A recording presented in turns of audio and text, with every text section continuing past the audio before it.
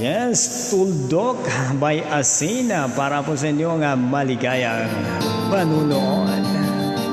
Only here on 88.7 Mox Radio. It's hot. Ang tuldok ay salaysay, may kahulugan, dapat mapansin at maintindihan. Kahit sino ka man ay dapat mong malaman. Dito sa mundo, ikaw ay tuldok lang. Kahit ang araw sa kalangitan, siya ay tuldok lamang sa kalawakan. Lahat ng bagay ay tuldok ang pinanggalingan. Kung mas ang mabuti, tuldok ang uuwian. Alright, tama nga naman. Ang tao ay parang tuldok lamang at wala tayong karapatang magyabang. Dahil kung tayo ay mamamatay, bulati lamang ang makikinabang sa atin. Kaya manatiling magpakumbaba para everyone happy. Tignan mong mabuti ang katauhan. Maraming nag-aaway, tuldok lang ang dahilan. Sa aking nakita, ako'y natawa lang.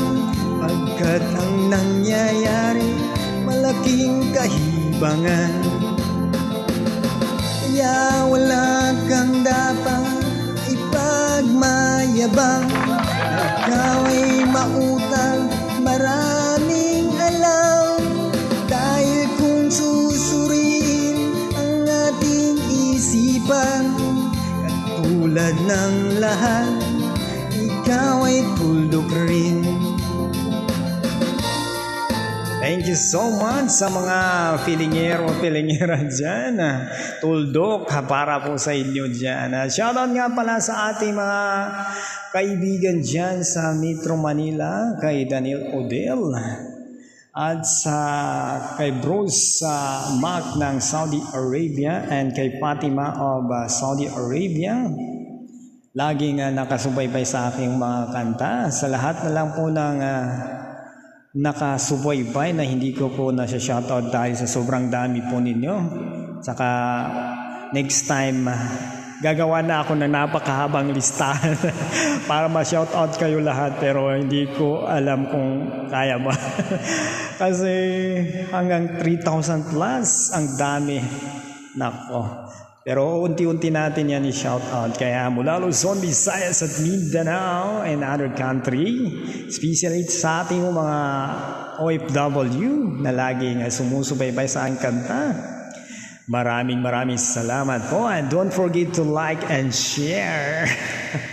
Congratulations sa ating lahat. Thank you so much. Ito ay para sa inyo. Yan. Oh yes. Thank you.